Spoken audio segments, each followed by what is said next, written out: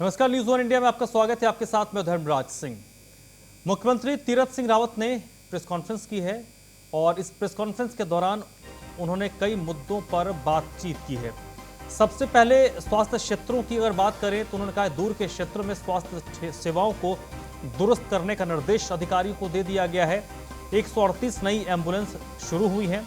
3 जिलों में medical college भी शुरू होने वाला है।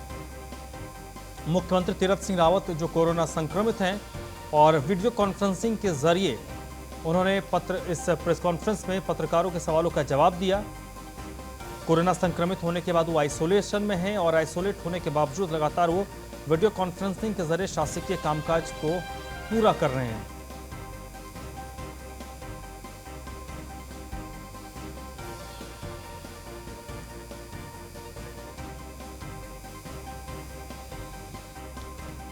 मुख्यमंत्री तीरथ सिंह रावत जिन्होंने आज प्रेस कॉन्फ्रेंस की है और इससे पहले भी लगातार वो आइसोलेशन के दौरान शासकीय कामकाज करते रहे, अलग अलग विभागों के कामकाज की हर रोज समीक्षा कर रहे हैं।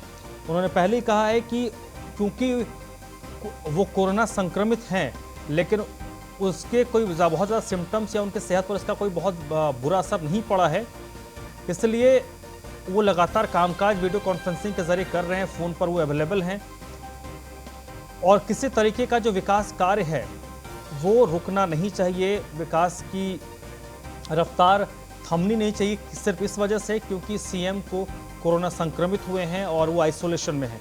तो तमाम कामों को वो अपना पूरा कर रहे हैं और आज उन्होंने प्रेस कॉन्फ्रेंस की है। प्रेस कॉन्फ्रेंस में कई मुद्दों को लेकर उनसे सवाल जवाब किए गए, सभी सवालों का उन्होंने जवाब दिया है और विशेष तौर पर स्वास्थ्य सेवाओं को लेकर उन्होंने कहा है कि स्वास्थ्य सेवाओं को चुस्त दुरुस्त करने के लिए स्वास्थ्य महकमे को निर्देश दे दिए गए हैं।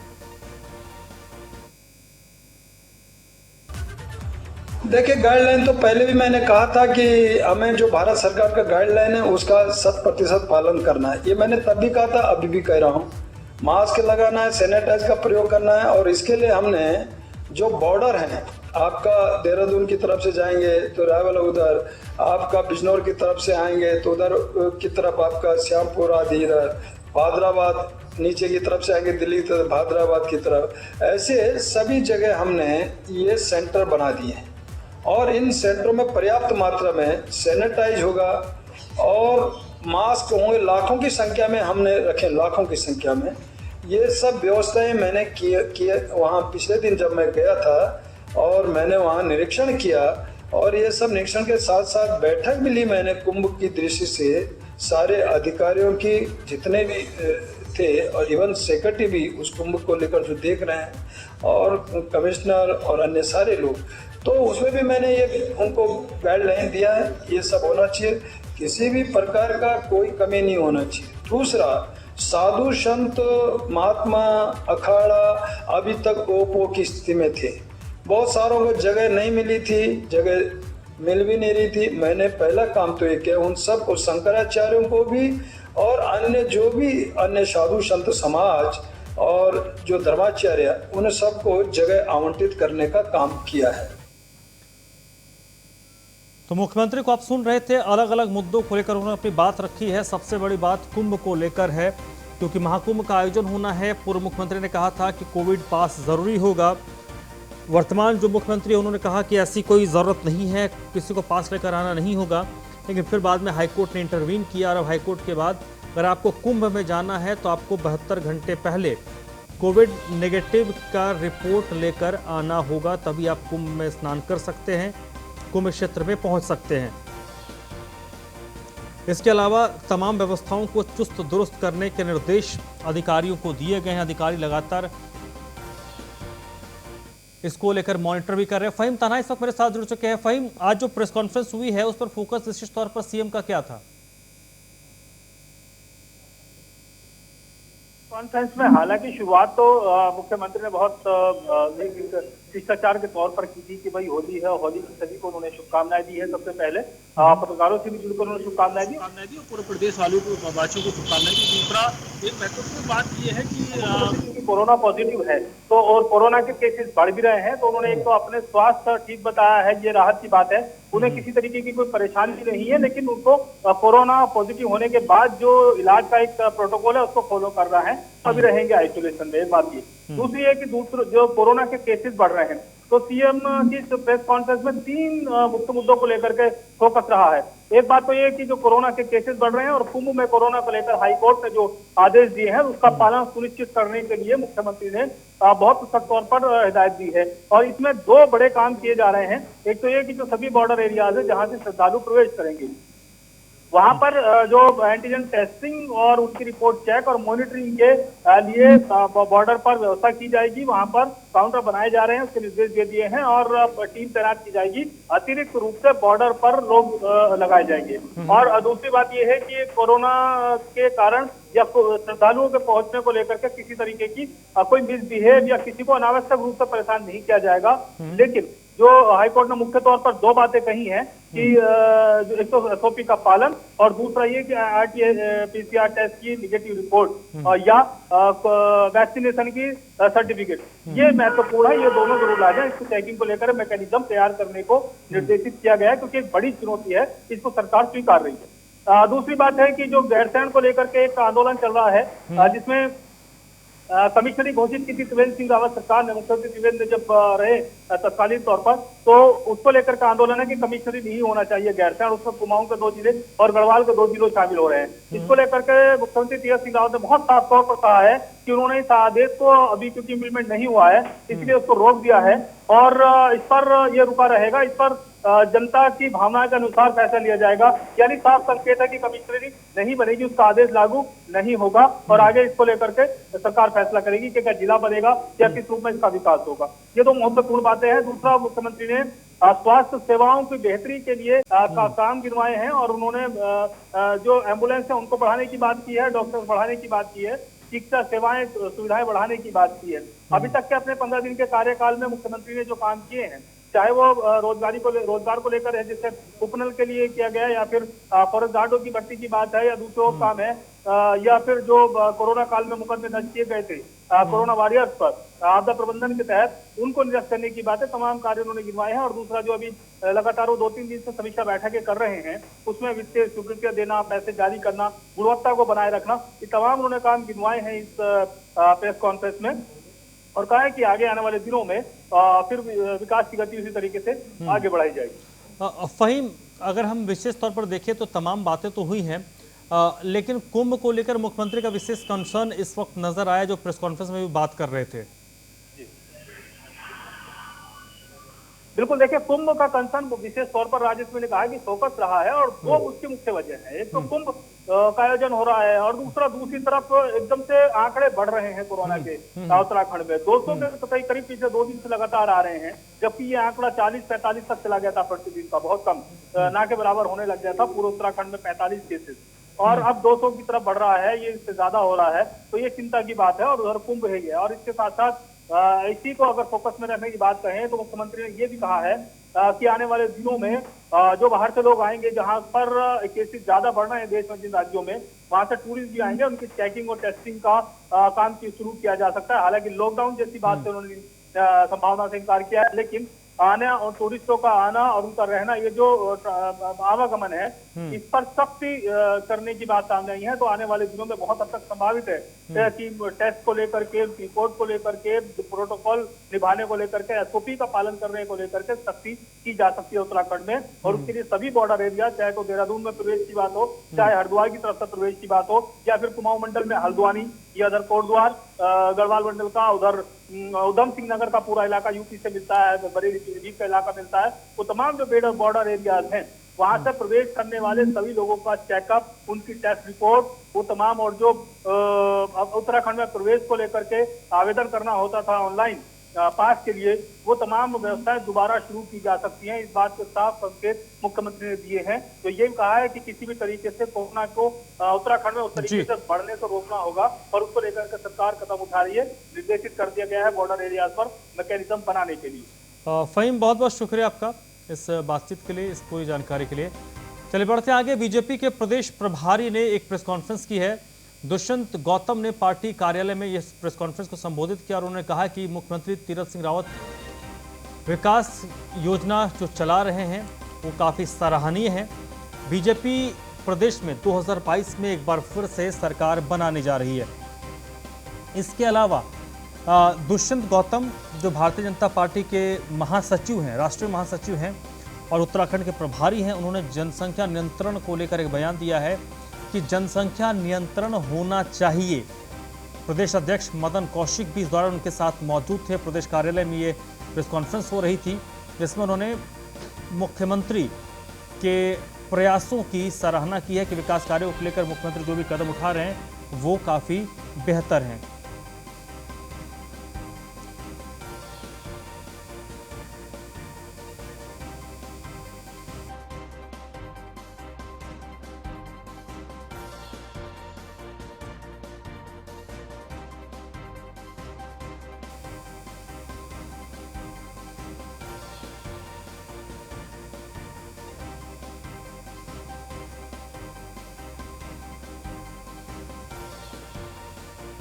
सीएम तीरथ सिंह रावत के विकास योजनाओं की दुष्यंत गौतम ने सराहना की है और उन्होंने दावा किया कि 2022 में एक बार फिर से भारतीय जनता पार्टी की सरकार उत्तराखंड में बनने जा रही है। उनके साथ प्रदेश अध्यक्ष मदन कौशिक भी इस दौरान मौजूद रहे।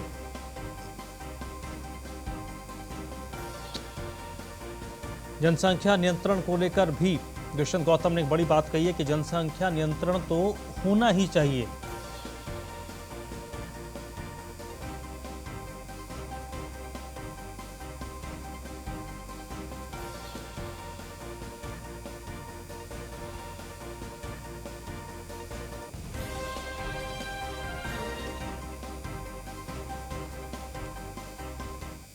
वहीं बीजेपी के प्रदेश प्रभारी ने कहा है कि त्रिवेंद्र सिंह रावत के मसले पर उन्होंने कहा कि पूर्व सीएम के कार्यकाल में भी विकास के कार्य हुए हैं। तो बड़ी खबर आपको बता दें, पूर्व मुख्यमंत्री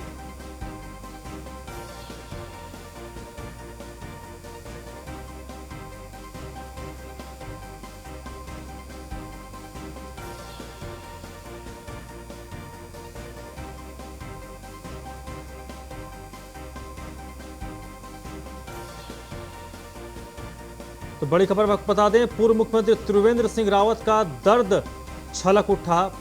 मुख्यमंत्री पद से इस्तीफा देने को लेकर जब उनसे सवाल पूछा गया तो उन्होंने जो कुछ कहा वो कि उनका दर्द था। डोईवाला में कार्यक्रम में पहुंचे थे। सीएम पद से पहले भी कई जिम्मेदारियां मैंने निभाई है। राजनीति की काली सुरंग से साफ बचकर मैं निकला हूं, ये कहना है पूर्व मुख्यमंत्री त्रिवेंद्र सिंह रावत का।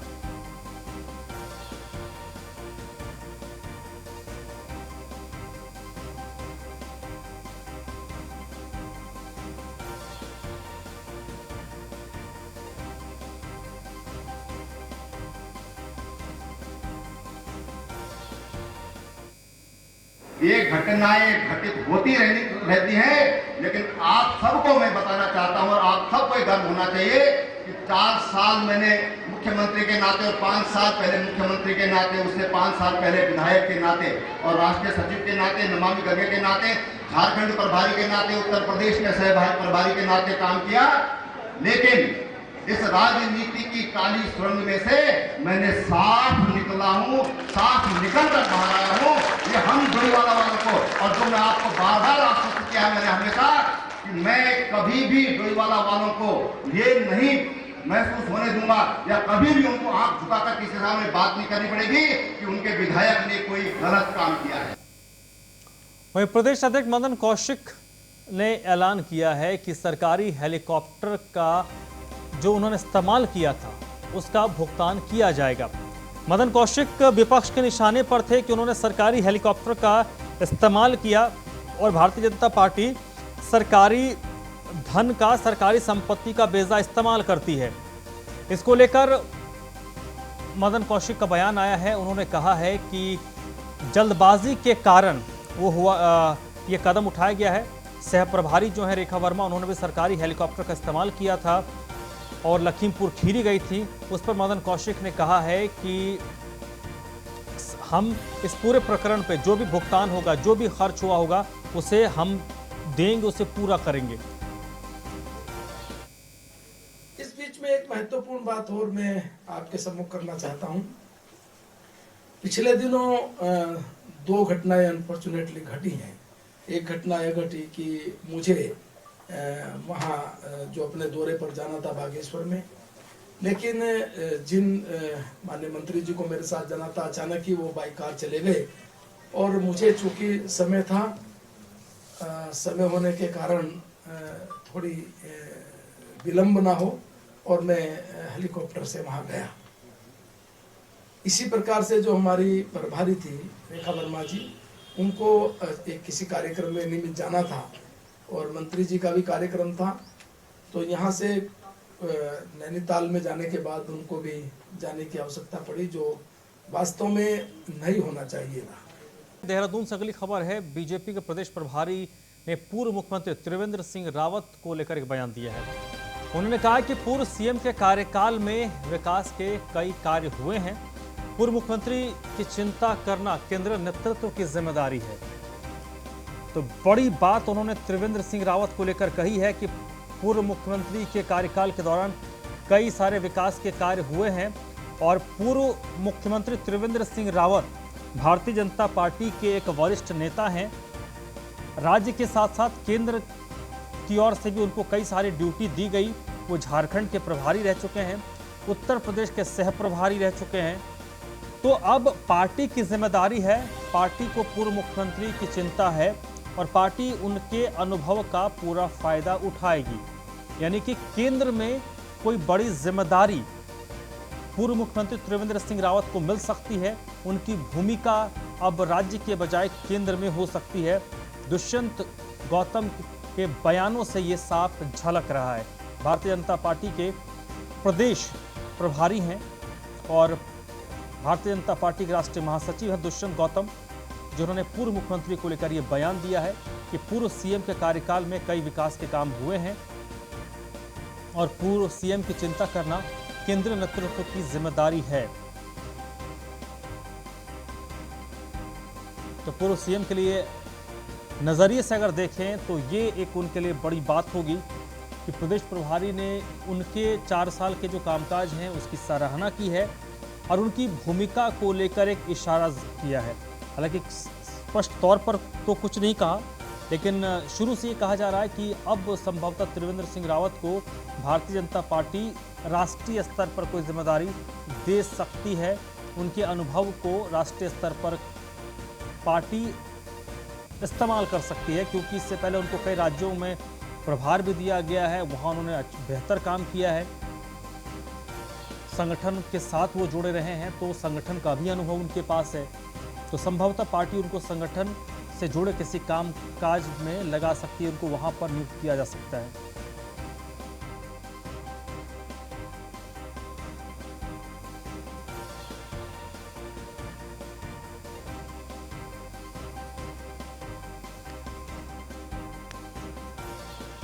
फ़हीम तन्हा इस वक्त मेरे साथ फोन लाइन पर जुड़ चुके हैं, इसी पर ज़्यादा जानकारी के लिए। फ़हीम, जिस तरीके से भारतीय जनता पार्टी के प्रदेश प्रभारी ने पूर्व मुख्यमंत्री को लेकर एक बयान दिया, इससे साफ और स्पष्ट हो रहा है, एक मैसेज उन्होंने दिया है कि पूर्व मुख्यमंत्री की जो भूमिका है वो राज्य में ना होकर अब केंद्र में होगी और केंद्र में उनको कोई जिम्मेदारी मिल सकती है। बिल्कुल, देखिए ये तो स्पष्ट तौर पर संकेत है कि त्रिवेंद्र सिंह रावत को क्योंकि मुख्यमंत्री पद से हटाया गया है, तो इसके अलावा प्रदेश में क्या पद मिलेगा, ये एक बड़ा सवाल होता है। तो इसीलिए केंद्र में इनकी भूमिका होगी, इसमें कोई दो राय नहीं है और ये बहुत जल्दी ही पार्टी उसमें तय करके उनको केंद्र में कोई भूमिका दे सकती है, वो स्पष्ट हो जाएगा। और एक बात चूंकि बीजेपी के सामने एक बड़ा सवाल नेताओं के खड़ा हो रहा है लगातार अलग अलग मंचों से कि सीएम त्रिवेंद्र को हटाया गया और अब तीरथ सिंह रावत को बनाया गया है, तो आखिर कारण क्या है। अब कारण अलग अलग तरीकों से जितनी उथल पुथल रही है वो एक अलग मसला है, लेकिन उसमें बीजेपी नेतृत्व की तरफ से कोई स्पष्ट तौर पर बयान नहीं आ पाया। और यही आज भी सवाल जब क्योंकि दुष्यंत गौतम ने जब प्रेस कॉन्फ्रेंस शुरू की तो उन्होंने केंद्र सरकार के कार्यकाल को भी गिनाया और अच्छा काम बताया, जैसे सवाल हुआ। तो जब अच्छा काम था तो फिर आखिरकार नेतृत्व परिवर्तन क्यों, तो ये सवाल लगातार नेतृत्व के सामने खड़ा हो रहा है और इसी को लेकर के शायद असहज भी रहती है बीजेपी। और आज दुष्यंत गौतम भी असहज देखे गए। बहरहाल उन्होंने ये बात साफ तौर पर कही कि बीजेपी किसी परिवार का, किसी की परिवार की पार्टी नहीं या परिवार के तौर पर नहीं चलती है कि जिसमें कोई पद मिल जाए तो जिंदगी भर जब उसकी मृत्यु तक रहे। उन्होंने ये तक बात कही है। तो ये पार्टी में जिम्मेदारियां, दायित्व तो बदलते रहते हैं और अलग अलग राज्यों में नहीं फहीम, फहीम जैसे हमने देखा कि कई पूर्व मुख्यमंत्री इस वक्त भारतीय जनता पार्टी के संगठन में काम कर रहे हैं। वसुंधरा राजे सिंधिया राजस्थान में जब उनकी बीजेपी की सरकार गई तो उनको दिल्ली शिफ्ट किया गया, उनको उपाध्यक्ष बनाया गया। झारखंड के पूर्व मुख्यमंत्री रघुवर दास जब झारखंड से सरकार गई तो उनको उपाध्यक्ष बनाया गया। तो इस तरीके से हो सकता है कि संगठन में कोई बड़ा ओहदा उनके पूर्व मुख्यमंत्री के तौर पर भी एक बड़ी जिम्मेदारी है उनको दी जा सकती है, किसी बड़े ओहदे पर उनको नियुक्त किया जा सकता है, ऐसे संकेत तो स्पष्ट हैं। हाँ बिल्कुल धर्मराज, देखिए ये बड़ी जिम्मेदारी मिल सकती है प्रदेश से हटकर केंद्रीय नेतृत्व, केंद्रीय राष्ट्रीय स्तर पर त्रिवेंद्र सिंह रावत को। और ये हमने तब भी देखा जब 2007 से 12 तक खंडूरी सरकार रही, उसमें फिर निशंक की सरकार रही, तो ऐसा उस समय भी किया गया। और ये स्वाभाविक तौर पर होता है क्योंकि प्रदेश के मुखिया, मुख्यमंत्री के तौर पर रहने के बाद प्रदेश में क्या पद मिलेगा, ये एक अपने आप में सवाल रहता है। क्योंकि मुख्यमंत्री के नीचे कोई पद प्रदेश में मिले तो वो शायद नेता के लिए ठीक नहीं होता और पार्टी की तरफ से मैसेज भी ठीक नहीं जाता है। तो लिहाजा जब पार्टी नेतृत्व का प्रदेश स्तर से लेकर के राष्ट्रीय स्तर तक अगर त्रिवेंद्र सरकार के काम की तारीफ कर रहे हैं, सराहना कर रहे हैं, तो लिहाजा उनको एक राष्ट्रीय स्तर पर कोई पद मिलेगा जल्दी, इसमें कोई दो राय नहीं। बहुत बहुत शुक्रिया फहीम आपका जानकारी के लिए। देहरादून में निदेशक ने एक आदेश जारी किया है कि 28 मार्च को कोषागार और उप कोषागार में होली की छुट्टी होगी और छुट्टी के बावजूद कोषागार खोले जाएंगे। 28 मार्च को कोषागार और उप कोषागार को खोला जाएगा। और बड़ी बात यह है कि होली की छुट्टी है, लेकिन होली की छुट्टी के बावजूद कोषागार और उप कोषागार को खोला जाएगा। 27 मार्च तक ई पेमेंट बिल की चेकिंग होगी और 31 मार्च को वित्तीय वर्ष की क्लोजिंग होनी है।